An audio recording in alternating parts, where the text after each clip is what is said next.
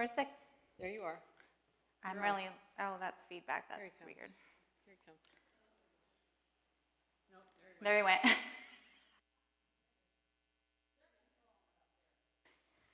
Okay. I just know I can't get too. Well, if you've got that on, they'll turn this off. Right? I'm going to use this, and she's going to use the lavalier.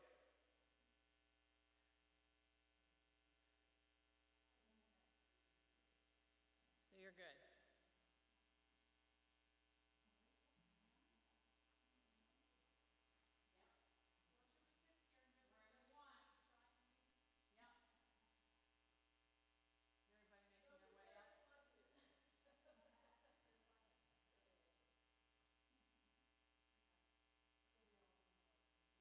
Yeah, everybody has their own pew. I know, make it look like there's people here. They usually are. They usually are. Okay, guys, 2 minutes before we're on air.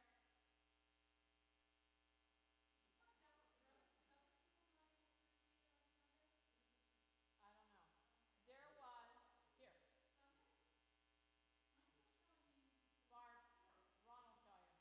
What happened Sunday? There was an issue.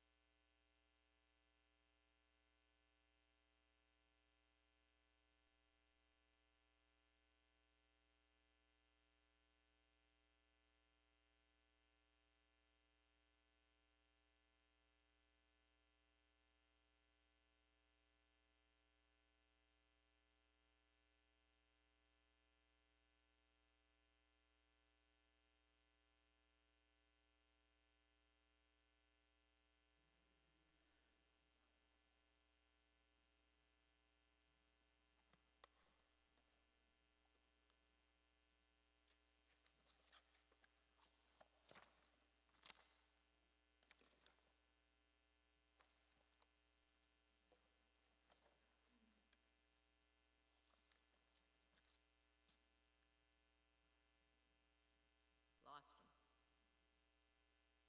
Are Bev and her mom coming up? Okay.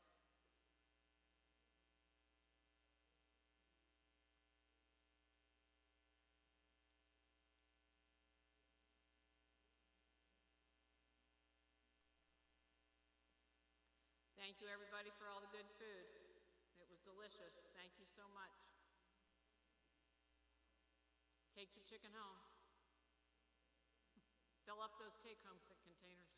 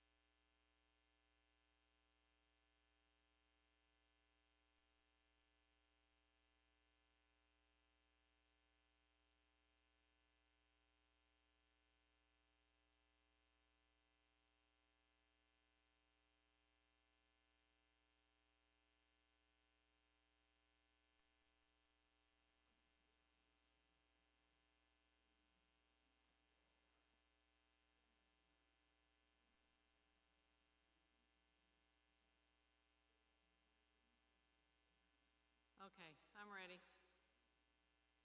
Ready?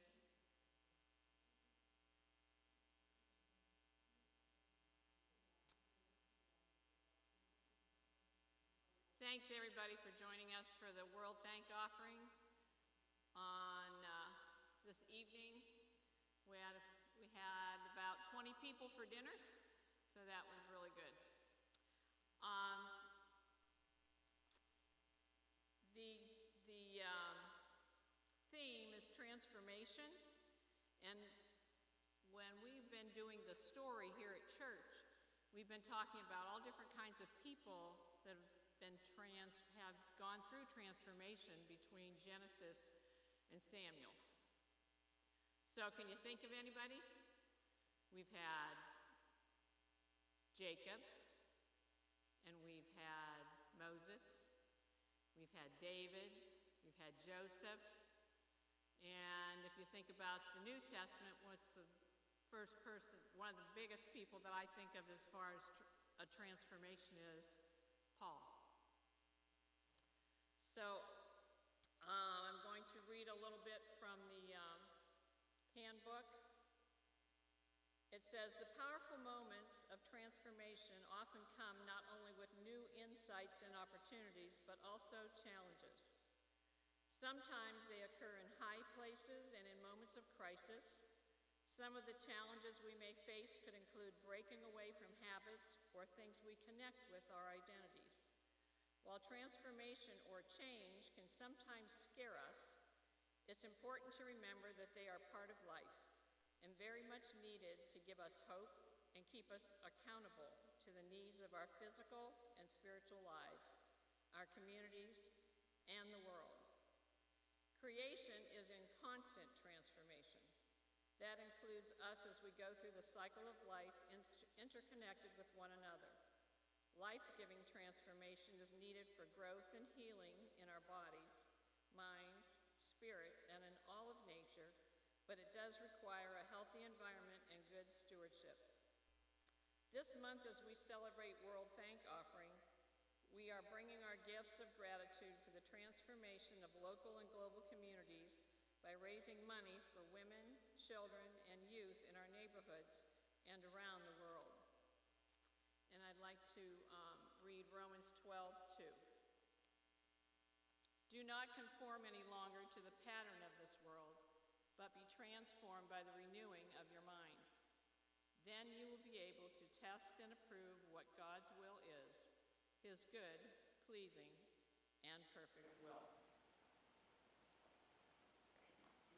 We are collecting the World Thank Offering tonight. We have a plate there at the door as you came in. And then if you are listening to us and you want to bring it by the church office, we are collecting it until Sunday the 27th. So that's the Sunday after Thanksgiving. And then we'll be sending it to the United Women in Faith so it can be collected for the entire country and sent off. I'm going to close this part with a prayer. God, we ask you to open our eyes to the change that is happening and the change that needs to happen. Give us patience when we are to wait for your time, and give us courage and impatience when you call us to take action for transformation. Amen. I'd like to introduce Gail Donaldson. She's the director of the Hopefield Children's Complex here in Grove City. And you may not know that, but it's housed here at Grace Church. So Gail, come on up, and she's going to tell us all about Hopefield. Thanks.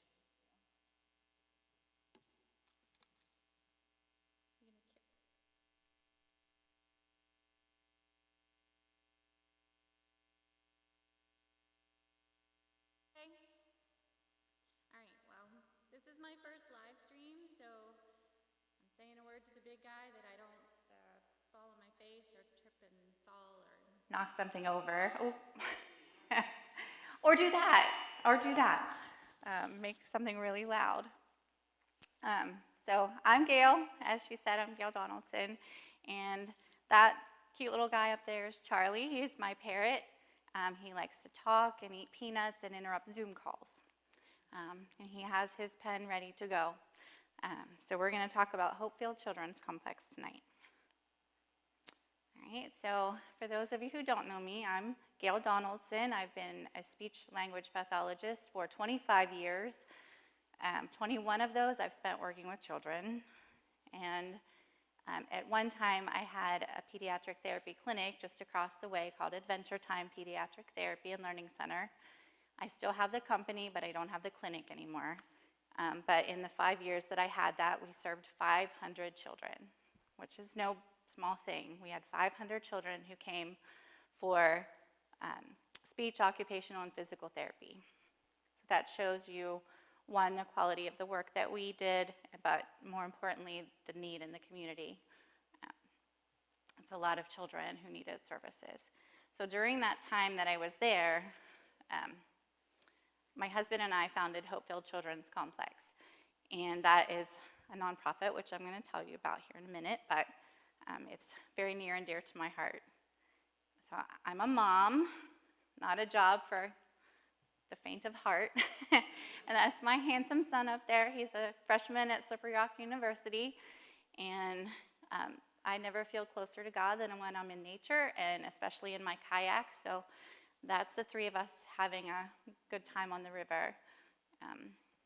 A year and a half ago, my son was in an accident. I told some of you at dinner, and it changed my life because I was on the other side of the fence. I was the one in the specialist waiting room. I was the one asking the questions. I was the one praying for answers. So I've seen it from both sides. I've sat in the waiting room as the therapist, and I've sat in the waiting room as the parent. So I think that gives me a new perspective. So Hopefield is a 501c3 nonprofit, and it was designed to serve children who have special needs, disabilities, or other health concerns. And as I mentioned, we founded it in 2016, and it's currently housed right here in this beautiful building. We would like someday to have our own complex in Grove City, but we're not there yet. The mission of Hopefield, but you may notice this pretty lady up here. She looks familiar. Miss Connie has been a huge part of Hopefield from the beginning, so we're very grateful to her and all of our other volunteers. But our mission is to enrich the lives of children and their families through innovative programs that promote inclusion, raise awareness of the challenges that our children are facing, and also to encourage strong family involvement. Or not family, community involvement, like the church. Some of our kiddos really struggle to go out into the community, like in churches and stores and restaurants, and so we want to serve them there. So what do we want? Hopefield would really like it if all children could lead happy, healthy lives in loving and supportive communities. Wouldn't we all like that? That's what we all hope for.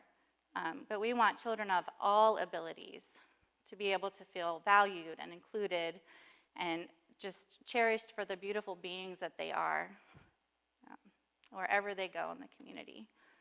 And we believe that we are here to serve.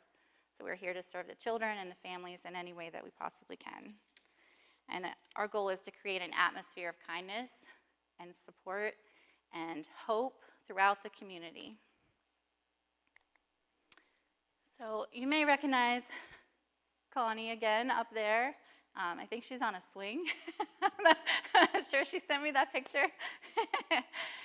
But those are our great board members. Actually, Pastor Ed for a while was on our board, and he was our voice of reason and our treasurer, and he kept us grounded. But now we have 6 members. We have myself, I'm the president. We have Danelle, who is our vice president. Lauren is our new treasurer. Megan on the bottom left is our secretary and also our occupational therapist. Then there's Connie and Amanda are our newest members that have completed our board. And volunteers. We could not do any of the programs we do without our volunteers. So you may recognize some more of those folks up there. Debbie is up there quacking like a duck, And we have Santa and Mrs. Claus, who are also, their middle names are Gail and Dan. We have Connie and Linda Fee. Mike Yuta is a physical therapist, and he brings his therapy dogs to visit. And then Jessica, who is owned by Draven the therapy cat, if you're familiar with him. And Hopper came at Halloween. We say that that was Draven dressed up as Hopper because Draven was supposed to be here. But we couldn't do it without them, and we're super grateful. Oh, I was supposed to wait for this video, but this is from our one of our board members who was a family first, and then she fell in love with Hopefield and has been such a support, and so we invited her to join our board, and she's been a great asset since then. So I'm going to let her talk for a minute.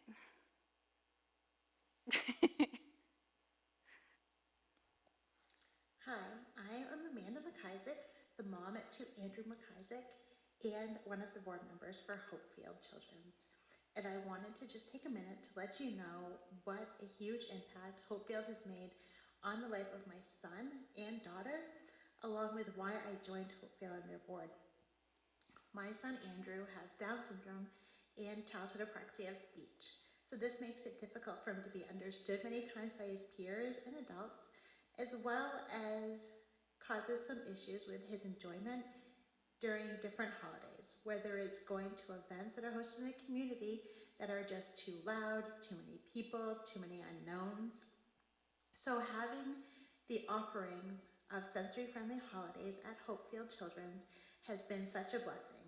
My son is able to experience each of these holidays to their absolute fullest and feel incredibly spoiled by given very specific times to arrive, activities to do where there are way less distractions, and he's able to enjoy the entirety of the holiday. Something that's incredibly special that has happened with Hopefields is that when my son goes to almost any of their holiday events, Santa Claus is present. My son is obsessed with Santa, and they have made it a point to have Santa there for him at all holidays, knowing how much it fills his soul and his heart. So because of so much of the giving to my family that we've experienced firsthand, as well to other families in the community who have children with disabilities and special needs, I felt it in my heart to join Hopefield on their board and just keep helping to spread the goodness that comes from the board, from the volunteers, of just love and God every day to those families and to the individuals. It gets me every time. Every time I watch that, it gets me. But we've been so grateful to have Amanda and her family be part of our Hopefield family. So I appreciate her for doing that video for us today. Okay, so one of our early programs was called Reading with Izzy and Pals, and that's where the therapy animals came in and they read with the kids, and it's a lot easier for children who are struggling readers to read to an animal than it is to read to a person sometimes. So our lovely little animals will just snuggle up and the kids can read to them, and it's really a great time. During the pandemic, we did a Zoom call. All of the animals were safely able to be together that day. The cat did not eat the bird and the dog did not eat the cat, so we were good. Everybody was happy. We've had foster kittens come from Grove City Pet Rescue. They've been part of it. There's Izzy in the little circle there with a little girl, and then there's Elsa snoozing while someone's doing a puzzle. Charlie the bird's up there reading a book, and it's a really fun time. One of our other programs is called the Boxes of Hope program. That is why we use the storage room upstairs, so thanks for putting up with all our boxes. We have donations of clothes and books and shoes and toys and toiletries and all of those sorts of things to give out to families in need. So if a family has been displaced by fire, if a child has been taken into emergency foster care and they come without very many clothes, we do that. We just help if someone's struggling financially and they need help getting clothes for school for their children. we can put those together in boxes and deliver them to them. The Pocket Full of Hope Fund is dedicated to covering the cost of things that maybe insurance doesn't cover. So, for instance, these two little ones have visual impairment, and their insurance wouldn't cover the stability canes, or I'm not a physical therapist, can you tell? The canes that they could use for being outside to guide them where they're going. And so we worked with a physical therapist, and we got the right size, and we were able to purchase those for them. We've provided Sheets cards and Dunkin' Donut cards for families traveling to Children's Hospital. If their child was there for an extended stay, we helped a family with Pastor Ed. We worked together to help a family that was displaced by an emergency utility situation. They needed to stay in a hotel for the night, and we were able to help with that, and we purchased nutritional supplements for families that couldn't afford it. And the sensory-friendly holidays are one of my favorites, and that's what Amanda was talking about. This particular one is Easter, and you see there old Jolly St. Nick is hanging out with the Easter Bunny. It's so fun to see the kids' faces light up, and they get to come and they make a craft. They have a snack or make a cookie. They get to decorate a cookie. They do sensory activities. They might do a scavenger hunt, and usually it's all in the basement here at the church, and we have them go to different rooms for each station. And the therapy animals are here to help calm them down and everything. And it's just a lot of fun. We really try to spoil them, because going to see Santa at the mall is very difficult for some of our kiddos. Going to see the Easter Bunny is, kind of terrifying for some of our kiddos too. So we have amazing people that come and love on these kids and their families, and they each get their own time slot, so it's not overwhelming. They get to be with their family.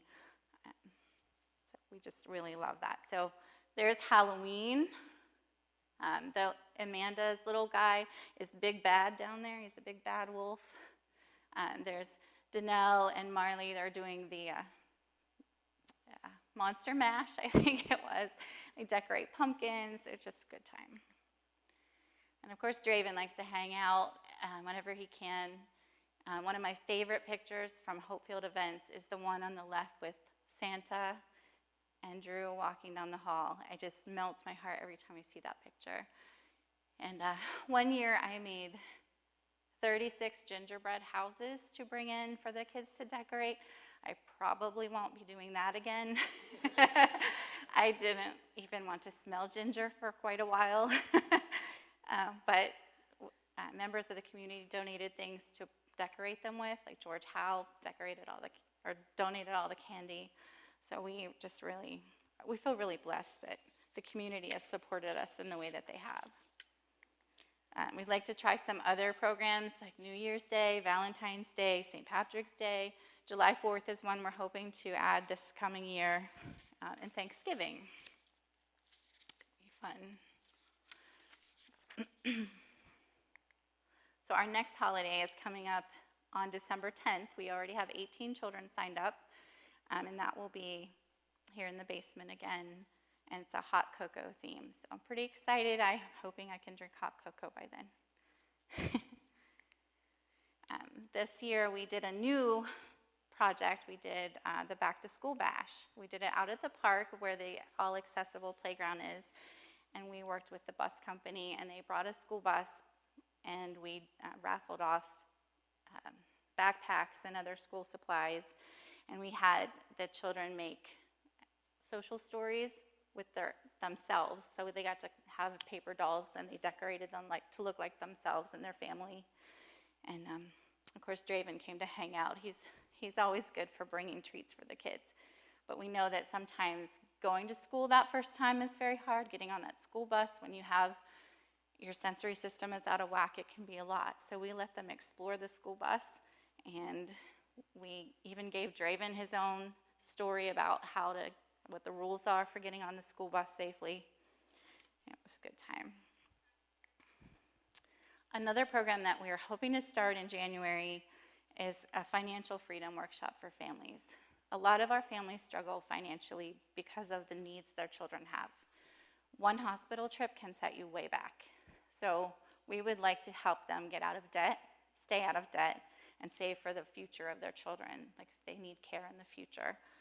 So Iron Point Financial, specifically Mike Peck, is partnering with us for that. So we're hoping to start that in January, run that for about 6 to 10 weeks, and hopefully should be good. Pre-COVID, we did a set of roundtable talks, and we did the first one with families, and then we did the second one with businesses and organizations in the area, and we brought them together to talk about what Hopefield can do, what families need, what they would like to see in the community, and then we talked to the businesses and organizations about how we can go about setting that up, what they can do, how we can support them. There was a third scheduled, but that was in February, and I ended up sick, really, really sick, and I think it was probably COVID, but I'm not sure. That was before we knew what COVID was, and then a month later, the world shut down. So we didn't get back to that last roundtable, but we did get a lot of valuable information from that. So our funding, donations, sponsors, fundraisers like the cookbooks that were out here for sale for a long time, just different special events. And I forgot to add grants on there, mainly because we haven't received one yet, but we're hoping that that will be a thing here in the future, that we can get some grants for some of the bigger projects that we want to start. We're hoping to do a card fundraiser soon where the children actually design the cards and then we can put them in packages to sell. And one of our biggest fundraisers that we did was the Spring Fling and Flying Pigs 5K. That's hard to say. We did that out at the park, and there's Izzy Dog winning the ice cream eating contest in her age group. She was pretty proud of that. Wendell August Forge donated the medals, which were pretty fancy and really awesome. If you notice anything from the pictures in my presentation, everybody has a smile, and it's not posed. We're not asking. They're just smiling. They're happy. It's joyful. And we had so much fun that day, although it was a bit cold the first time. Pretty much all of Hopefield events are cold. But we raised money with that for 2 years, and then again with the pandemic, we weren't able to do that during that time. So for the last 3 years, I've partnered with the Grove City College, specifically one leadership class with Dr. My goodness, my mind is so blank. I'm so sorry, John. We worked with the students there to put together a Hopefield hunt through Old Town. John Smith is his name, thank you. This one was for raising money for Sensory Pathways project that we're doing. But the students get to learn how to put together an event and then how to kind of critique it and see what we could do better the next time. But we held that at the gazebo on Broad Street, and this was a scavenger hunt, and the participants had to go running around town, around Old Town, finding the clues, which were those letters that you see that spell out Light of Hope. So they had to go and get the letters, and then they had to figure out the puzzle and put together what the phrase was. So we were able to raise a little bit of money with that this year, a little bit more last year, but it was a good time too. We had beautiful weather, and it wasn't cold. The first time we did that, we were all popsicles. All right, and there's Draven cooking up some more things. That Sensory Pathways project that I mentioned is one of our newer programs that we want to do. We want to find 3 to 5 parks in the area where we want to build sensory pathways that have different things that children can do, like the big instruments that they can play and interact with, or different textures that they can walk on, just different things where they can enjoy the park too. And that is one of the things we're raising money for, because it's not going to be cheap. But it'll be awesome, I think. We have some other programs like the Life Skills Mentorship Program, Family Monkey Business, Let's Be Friends Club, Little Sprouts Gardening Club, Color Me Healthy Club, and Adventures in Eating for Kids. So those are all things that we've talked about and we would like to put into play here soon. Some of them it's a little hard because we don't have a designated space, but we're working on that. About the Sensory Pathways Project, I forgot to mention that in addition to Grove City College, we're hoping to include the engineering students from Slippery Rock, where my son goes to school, to be able to build some of the things or design some of the things there. So check your time here. And we dream really big. So we are picturing a huge complex with all kinds of different things for the kids to do and for the families and just building a community. And one of them is called Hopefield City, which stands for Cultivating Imagination and Teaching Youth. It's a play museum, like an interactive play museum where the kids can come, and different businesses we hope will sponsor the stations where they can come and learn how to be a vet or go to a restaurant and just play, not in front of a screen, but just play. We wanted a cafe where students, young adults and teenagers with special needs could come and learn important job skills. We wanted to have a salon that was sensory friendly, an event center, a park of our own, a learning supply store, a dedicated preschool and nursery for children who have special needs or disabilities, and of course stables, because Mike, the owner of Izzy and Elsa, also has therapy ponies, and we've discovered that they're magical.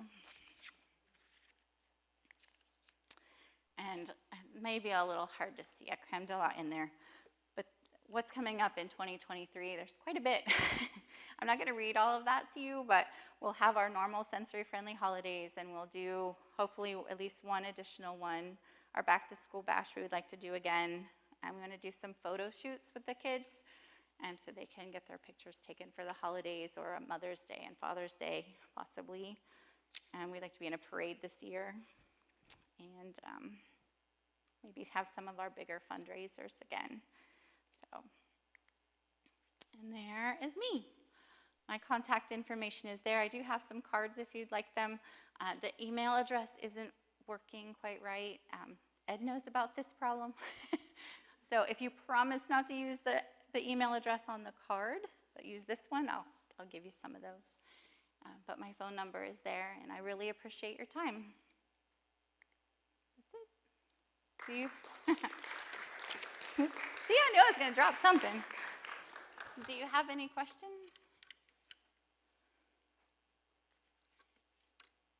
So right now, basically what we do is you have like once a month activities, sort of like that calendar for 2023? Yeah, so it's kind of working out that way. Some months we don't do anything. We're packing 2023 a little more full than in the past. Like with the COVID forward. Yeah, that was really hard. I wasn't sure. I just want to clarify. Yeah, so we're trying to do at least 4 sensory-friendly holiday events, and we want to restart the Reading with Izzy and Pals. It was a really good program. When COVID happened, it just got hard to get the attendance that we had before.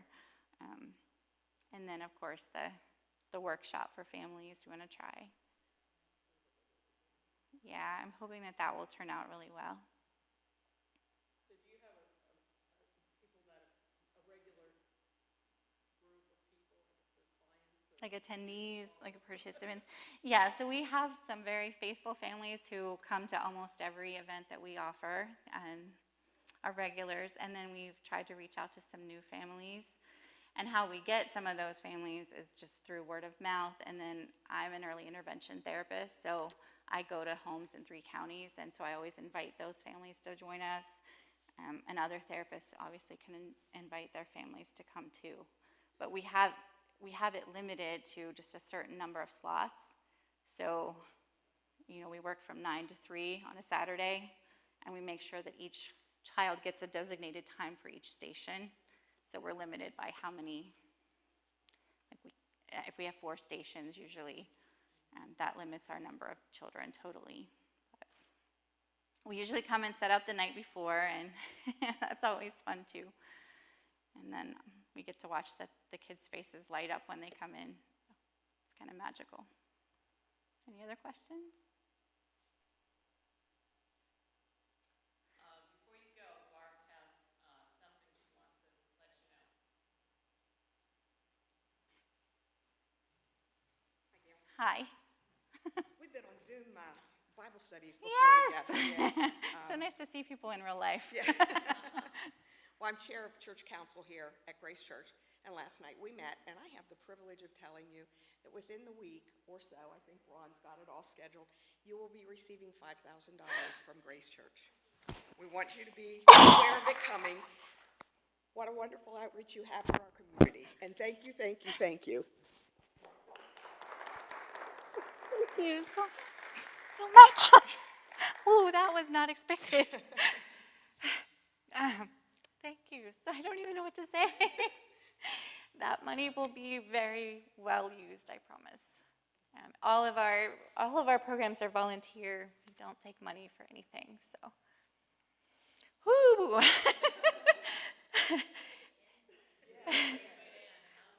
that was amazing.